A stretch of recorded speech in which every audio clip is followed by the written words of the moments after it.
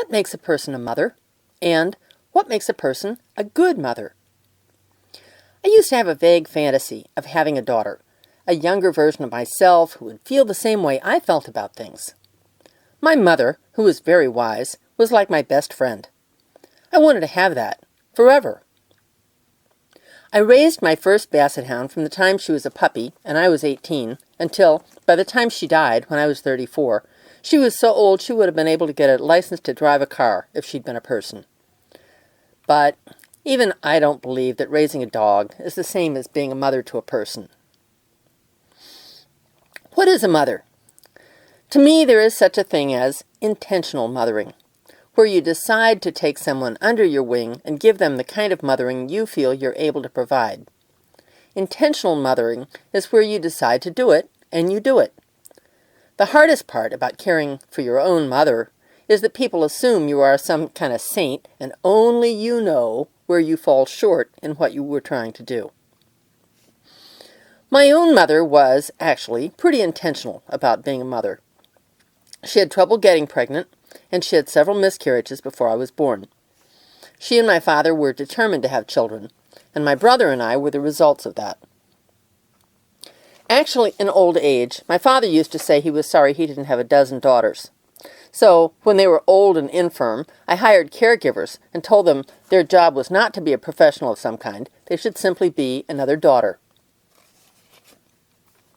When I was a kid, I looked things over, the way kids do, and I could see that mothering was something you had to keep doing, day after day, for a very long time.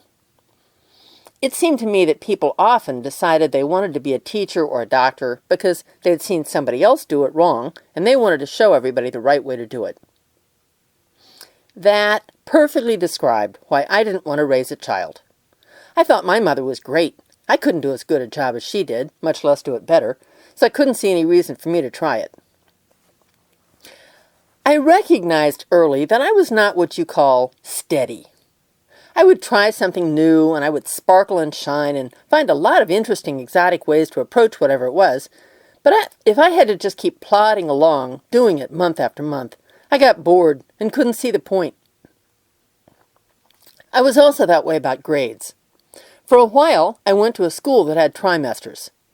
Near the end of the year, they crammed a lot of stuff into a short little trimester about 8 or 9 weeks long. I knew I could pull off straight A's in a trimester like that one because I wouldn't have to work that hard for very long, which would help me in college, if I got around to college. Now, with an attitude like I had, I guess the people around me really didn't expect me to step up when my parents got old and sick. By then, my husband Pat and I were living in Columbus. Dad had his big stroke in 2004, when he was 85 and Mom was 88. And all of a sudden, this guy who had a black belt in karate, this Rhodes Scholar who could answer most any question like a walking encyclopedia, suddenly he was lying flat on his back in a hospital, and they were telling him he would never walk again, or at least he would have to use a walker. His secretary, sounding perky and upbeat, called and said she just wanted to let me know Dad had had a stroke, but he could still speak, so everything was going to be all right. Well, all right for who? My mother was going to have to take care of him. I hopped into the car and drove to Middletown. Eventually, we moved. We bought a house in Dayton, and Pat retired from the job he loved. My mom had renovated an 1845 farmhouse down the road here in Blue Ball when I was a child. When she was fixing that place up, she was careful to do what was appropriate for that house. Mom sort of set the stage for the kind of lifestyle that seemed familiar to her. Her grandmother had taught her values that were kind of 1800s-ish. Having a house that looked like the 1800s created some kind of cohesion. I did, for Mom and Dad, the things I felt most qualified to do. By hiring people whose only qualification was that they were going to be good at being a daughter, I was freed up to balance the checkbook or manage some problem that demanded my personal attention. The caregivers handled much of the humdrum tasks that would have driven me crazy. As time passed by, I began to fully comprehend that I was the person in charge here, that they were the helpless people, and I was the all-powerful one, like that guy behind the curtain in The Wizard of Oz. I was the CEO of the Rush family. So I developed a worldview that would provide cohesion to what we were doing here together. I was not raising children. As I said to my cousin one day, I was like a midwife going the other way, if you know what I mean. Babies come here from heaven. I was where I was because I was helping my babies go back to heaven. It was a vast responsibility. I wasn't sure I was up to the job. But it was like that short trimester when I was in high school. We could get through this together. It was stressful. For 6 or 7 years, Pat got crowded out a lot. I came home cranky and emotionally depleted. There was the time they called me up at 7 o'clock in the morning on a Saturday to tell me the light on the front of their computer was flashing. So they thought that meant it was about to blow up. And when I come over, right now, it was a 45-minute drive, to shut off the computer for them, I never had any time I could really call my own. I loved them, but my parents were kind of intense. We had some difficult moments. I sometimes mulled over the fact that there was a Mother's Day and a Father's Day, but there was no Daughter's Week. I really felt I needed more than just a day, and I wasn't getting even that. Sometimes I would burst into tears when you asked me about a grocery list or told me your favorite TV show. All of my contact with other people revolved around some problem related to Mom's and Dad's health or comfort. When I would start doing that crying thing, we'd all agree that I needed to be shipped off. Sometimes for a weekend, sometimes for a week. My sanity wasn't as sturdy as we needed it to be. I'm kind of fragile. Finally, the worldview I developed was something like this. If it doesn't add to a person's quality of life, it's not the right thing. Pat could die tomorrow. He had to have a little piece of me every week. I could die tomorrow. I had to have a little piece of me every week. Mom or Dad could die tomorrow. So if some doctor wanted to make them live longer, but not make them live more happily, then it was not right for us. I made these decisions, these life or death decisions. I did that constantly for months and months and months that stretched into years. And it always looked like one of them, especially Mom, was about to die just around the corner.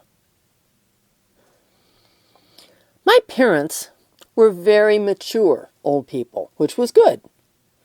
On occasion, one or the other of them could behave in a spoiled or childish way, but most of the time they could see the big picture, which was helpful. I need praise. The worst part about unintentional mothering is that a little child doesn't give you much appreciation.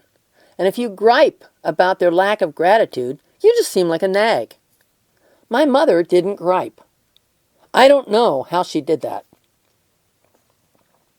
My parents knew that devoting close to a decade of my life, pretty much all of my 50s, was not easy for me. Admittedly, I couldn't picture going home and ignoring what they were going through. Of course I was going to help. But it was nice that they told me all the time how great it was that I was there for them. At a certain point, I had to be the mature one, slapping myself upside the head in my mind as I reminded myself that if they lived forever, they would have to be sick forever. Dad had always said he wanted to live to be 108. But that was when he thought he could feel like a 29-year-old and live that long.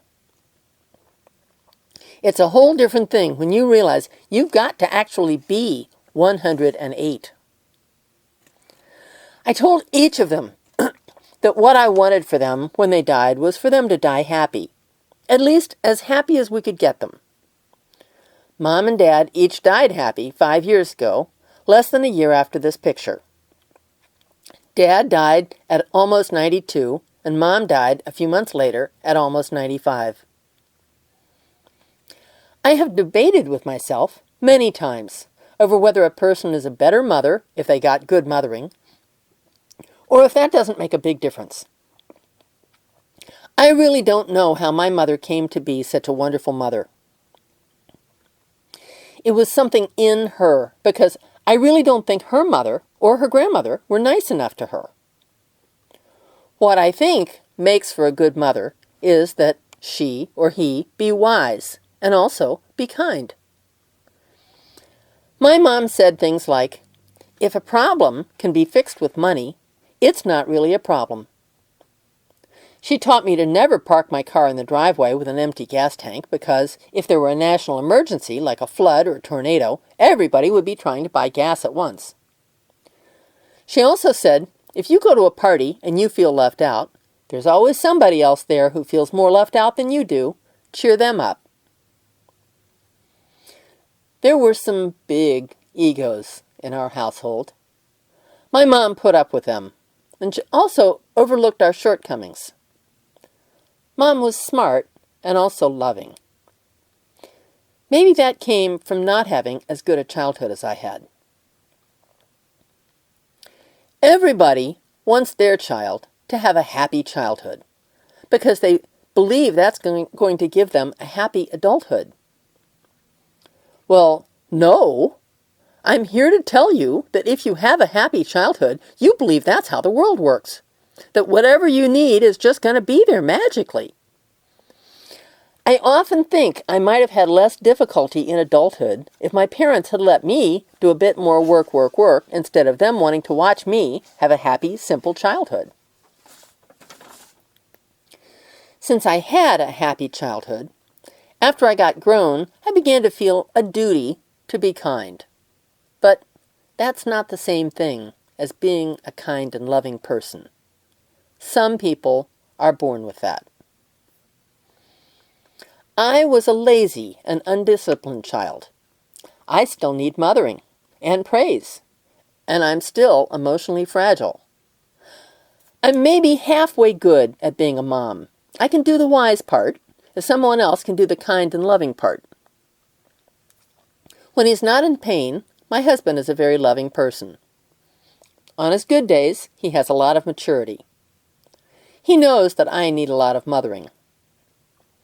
Just after my parents died, and he was having to mother me all the time, I kept wailing and saying, "I don't want you to die and leave me. I don't want you to leave me alone." Finally, he said to me, "I can't guarantee that I won't leave one day, but I can guarantee this. You won't be alone." I'm very blessed. On his good days, my husband is a really good mother. I guess love and wisdom are the things that make good mothering. And if we find someone to give those things to us, we are very, very lucky.